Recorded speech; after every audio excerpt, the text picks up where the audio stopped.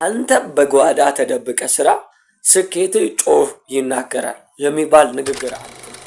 ነገር ግን አሁን በዚህ ሰዓት ጮህ የሚናገረውን ስኬት ብቻ በመመልከት ህይወታችንን እንድንጠላ ራሳችንን እንድንጠላ ማድረግ እንደማንችል እንዲሰማን የሚያደርጉ በጣም ብዙ ነገሮች ብዙ አክሰሶች ያሉበት ሰዓት ቢኖር አሁን ጄኔሬሽን ስኬትን እያየ ከመጎምጀት ባለፈ ስኬትን ለማምጣት መትጋት፣ ስኬትን ለማምጣት መጣር፣ ስኬትን ለማምጣት ዋጋ መክፈል፣ ጊዜውን ሁሉ ነገሩን ኮንሸስ ሆኖ ያ ነገር ላይ ጊዜውን ማፍሰስ አይችልም። ለምን ከተባለ የሚፈልገው ስኬት ሁሉ ኢንተርኔት ላይ የሚፈልገው ላይፍ እያየው ነው ያለው። አይደንቀው ግን ያን ነገር ዋጋ ከፍሎ ለማምጣት ከመሞከር ይልቅ ስቲል ነው ቁጭ ብሎ ያን ማየት ነው የሚፈልገው።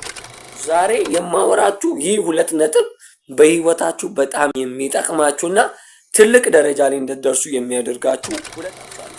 አንደኛው የምነግራችሁ ነጥብ በጣም በህይወታችሁ የትኛውንም ነገር ስትጀምሩም ሆነ ለመጀመር ስታስቡ በጣም በትንሹ ለመጀመር ሞክሩ።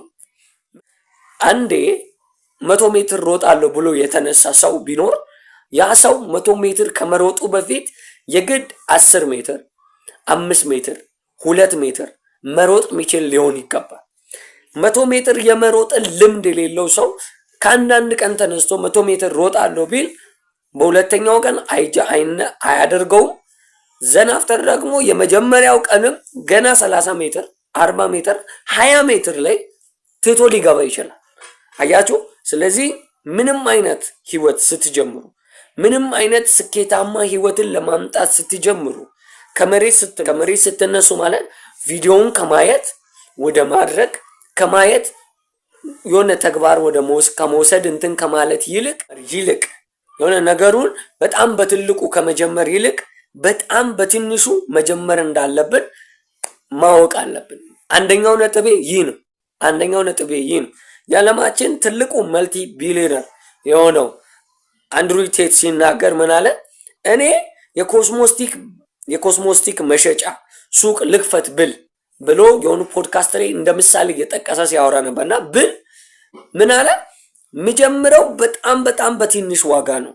ሱቅ መክፈት ሳይጠበቅብኝ ምን ማለት ሳይጠበቅብኝ ኢንተርኔት ላይ ብቻ የኮስሞስቲክ እቃዎችን ፖስት በማድረግ ትዕዛዝ እየተቀበልኩኝ ራሴው እያደረስኩ ሰራለሁ እንጂ ዲስፕሌይ ከፍቼ የሆነ ነገር